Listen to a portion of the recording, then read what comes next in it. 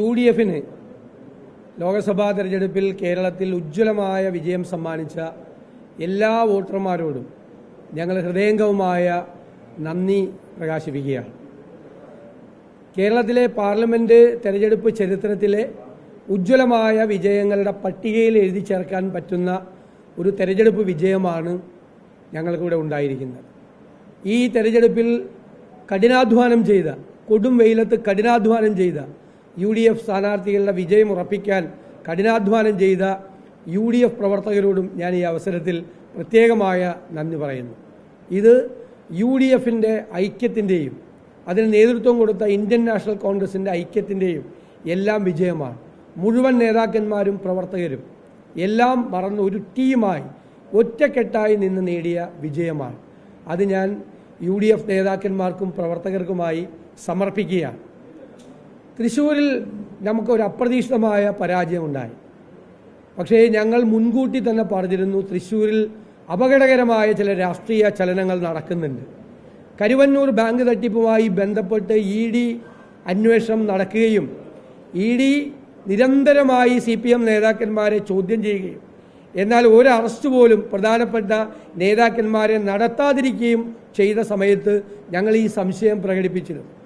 അവസാന ഘട്ടത്തിൽ വരെ CPM നേതാക്കൾ അറസ്റ്റിലാകും എന്ന് വ്യാപകമായ പ്രചരണം നടത്തിയിട്ടും ഒരാളെയും അറസ്റ്റ് ചെയ്യാതെ സമ്മർദ്ദം ചെലുത്തി യഥാർത്ഥത്തിൽ CPM അവിടെ ഒരു ധാരണ ഉണ്ടാക്കിയിരിക്കുകയാണ്. ഒരു ഗൂഢാലോചന, അവിഹിതമായ ഒരു ബന്ധം CPMഉം BJPയും തമ്മിൽ കേരളത്തിൽ ഉണ്ടായതായി ഞങ്ങൾ നേരത്തെ മുന്നറിയിപ്പ് നൽകിയിരുന്നു. അതാണ് ഇവിടെ സംഭവിച്ചത് എന്ന് ഞങ്ങൾ പൂർണ്ണമായി വിശ്വസിക്കുന്നു.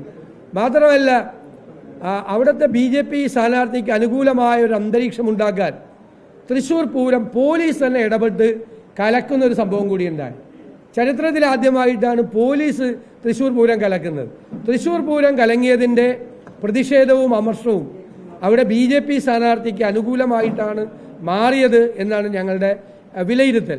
എന്തായാലും തൃശ്ശൂരിലുണ്ടായ പരാജയം UDFും പാർട്ടിയും അത് പ്രത്യേകമായി പരിശോധിക്കും. ആലത്തൂരിൽ നേരിയ ഭൂരിപക്ഷത്തിനാണ് ആ സീറ്റ് ഞങ്ങൾക്ക് നഷ്ടപ്പെട്ടത്. മാത്രമല്ല, ഈ വിജയം മഹത്തരമാണ്. ഇത് രാഷ്ട്രീയമായ വിജയമാണ്. സംസ്ഥാനത്തെ ഗവൺമെന്റിനോടുള്ള അതിശക്തമായ അമർഷവും പ്രതിഷേധവും ഈ തെരഞ്ഞെടുപ്പിൽ പ്രതിഫലിക്കപ്പെട്ടിട്ടുണ്ട്. സർക്കാരിനെതിരായിട്ടുള്ള പ്രതിഷേധം, അമർഷം ജനങ്ങളുടെ മനസ്സിലുണ്ടാക്കാൻ പ്രതിപക്ഷം അതിൻ്റേതായ റോൾ വഹിച്ചിട്ടുണ്ട് എന്ന് ഞങ്ങൾ ചാരിതാർത്ഥ്യത്തോടുകൂടി ഓർക്കുകയാണ്. ഈ ഗവൺമെന്റിൻ്റെ ദുഷ്ചെയ്തികളെല്ലാം ജനങ്ങളുടെ മുന്നിൽ അക്കമിട്ട് നിരത്താൻ ഞങ്ങൾക്ക് കഴിഞ്ഞത് ഞങ്ങൾ വളരെ പ്രധാനപ്പെട്ട ഒന്നായി കാണുകയാണ്. ഈ വിജയം മഹത്തരമാണ് എന്ന് ഞാൻ പറയാൻ കാര്യം, 4 സ്ഥാനാർത്ഥികൾക്ക് 2 ലക്ഷം കഴിഞ്ഞു ഭൂരിപക്ഷം. 9 സ്ഥാനാർത്ഥികൾ 1 ലക്ഷം വോട്ട് കഴിഞ്ഞിരിക്കുക, ഭൂരിപക്ഷം കഴിഞ്ഞിരിക്കുക. ഇനി പിന്നെ 2 പേര്, ഒരാൾ 80,000 കഴിഞ്ഞു, ഒരാൾ 90,000 കഴിഞ്ഞു. വളരെ മികച്ച ഭൂരിപക്ഷത്തിലാണ് UDF സ്ഥാനാർത്ഥികൾ വിജയിച്ചത് എന്നുള്ളതും ഈ വിജയത്തിൻ്റെ തിളക്കം വർദ്ധിപ്പിക്കുക. ദേശീയ തലത്തിലും ഒരു ആശ്വാസകരമായ കാര്യം, ഇന്ത്യൻ നാഷണൽ കോൺഗ്രസിൻ്റെ നേതൃത്വത്തിലുള്ള ഇന്ത്യ മുന്നണിയുടെ അതിശക്തമായ തിരിച്ചുവരവാണ്, നല്ല തിരിച്ചുവരവാണ്. ഇവിടെ പ്രീ പോളിലും പോളിന് ശേഷമുള്ള സർവേയിലുമെല്ലാം ചൂണ്ടിക്കാണിച്ചതുപോലെയുള്ള കാര്യങ്ങളെല്ലാം സംഭവിച്ചത്. BJP നേതൃത്വത്തിലുള്ള ഈ സംഘപരിവാർ നേതൃത്വത്തെ മുഴുവൻ വിറപ്പിച്ചുകൊണ്ടാണ് കോൺഗ്രസ് നേതൃത്വത്തിലെ ഇന്ത്യ മുന്നണി ശ്രദ്ധേയമായ പ്രകടനം കാഴ്ചവെച്ചിട്ടുള്ളത്.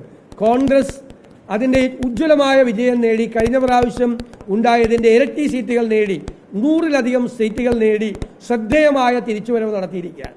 ജനാധിപത്യത്തിൻ്റെയും മതേതരത്വത്തിൻ്റെയും കാവലാളായി ഇന്ത്യൻ നാഷണൽ കോൺഗ്രസ് ഉണ്ടാകും എന്ന് ഇന്ത്യയിലെ ജനങ്ങളോട് ഞങ്ങൾ വാക്കു പറയുക.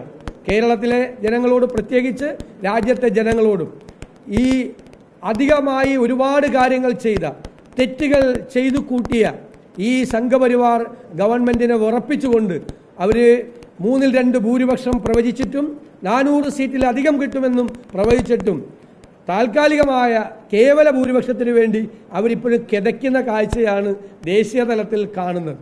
അതുകൊണ്ട് ജനാധിപത്യ അവകാശങ്ങളെ നിലനിർത്താൻ, മതേതര നിലപാടിനെ മുറുകെ പിടിച്ചുകൊണ്ട് ഒരു അധികപ്പറ്റി ചെയ്യാനും, ഒരു അക്രമം ചെയ്യാനും, ഒരു അനീതി ചെയ്യാനും ഈ സംഘപരിവാർ ഗവൺമെന്റിനെ അനുവദിക്കാതെ കോൺഗ്രസിന്റെ നേതൃത്വത്തിൽ ഇന്ത്യയിലെ ജനാധിപത്യ ശക്തികൾ ഒരുമിച്ച് ചേരുന്ന വലിയ കാഴ്ച കൂടിയാണ് ദേശീയ രാഷ്ട്രീയത്തിൽ കാണാൻ കഴിയുന്നത്. ആ ദേശീയ രാഷ്ട്രീയത്തിൽ കോൺഗ്രസിന്റെ പ്രാതിനിധ്യം ഉണ്ടാകണം. അതായത് വർഗീയതയ്ക്കെതിരായും ഫാസിസത്തിനുമെതിരായിട്ടുള്ള പൊളിറ്റിക്കൽ പ്ലാറ്റ്ഫോം മൈനസ് കോൺഗ്രസ്, അത് 0 ആണ് എന്നാണ് ഞങ്ങളുടെ പ്രചരണം നടത്തിയത്. കോൺഗ്രസ് ഇല്ലാതെ എന്ത് പൊളിറ്റിക്കൽ പ്ലാറ്റ്ഫോമാണ് സംഘപരിവാറിനെതിരെ ഉണ്ടാകുന്നത്? കോൺഗ്രസ് ആണ് അതിന് നേതൃത്വം കൊടുത്തത്. അതുകൊണ്ടാണ് ഞങ്ങൾ കേരളത്തിലെ ജനങ്ങളോട് പറഞ്ഞത്, കോൺഗ്രസിനെ ദുർബലമാക്കാതെ കോൺഗ്രസിനെ ശക്തിപ്പെടുത്തി പരമാവധി കോൺഗ്രസ് MP-മാരുടെ എണ്ണം വർദ്ധിപ്പിച്ച് ഈ വിജയം തിളക്കം ഉള്ളതാക്കി മാറ്റണം എന്ന ഞങ്ങളുടെ അഭ്യർത്ഥനയാണ് ഇവിടെ കേട്ടത്.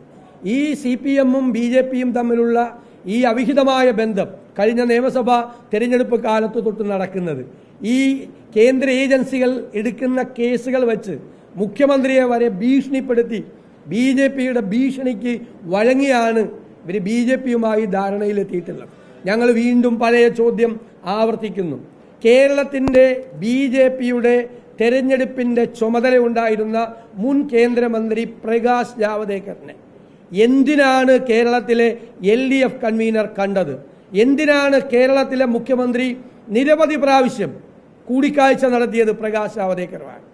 ഈ കൂടിക്കാഴ്ചകളിലാണ് കേസുകൾ SNC ലാവ്ലിൻ അടക്കമുള്ള കേസുകൾ, ഇപ്പോൾ ED അന്വേഷിക്കുന്ന കേസുകൾ ഉൾപ്പെടെ രക്ഷപ്പെടുത്തി കൊടുക്കാം എന്ന വാക്കിൻ്റെ പുറത്താണ് കേരളത്തിൽ BJP-ക്ക് അക്കൗണ്ട് തുറക്കാനുള്ള സൗകര്യം കേരളത്തിലെ CPM ചെയ്തു കൊടുത്തത്.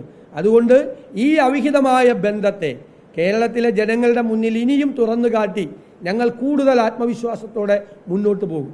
ഈ സർക്കാരിനെ ജനങ്ങൾ വെറുക്കുന്നു എന്നാണ് ഈ തെരഞ്ഞെടുപ്പ് ഫലത്തിൽ പ്രതിഫലിക്കുന്നത്. വളരെ വ്യക്തമായി സർക്കാരിനോടുള്ള അമർഷവും രോഷവും ഈ തെരഞ്ഞെടുപ്പിൽ ഉണ്ടായിട്ടുണ്ട് എന്ന് തന്നെ ഈ തെരഞ്ഞെടുപ്പ് ഫലങ്ങൾ വളരെ വ്യക്തമാണ്.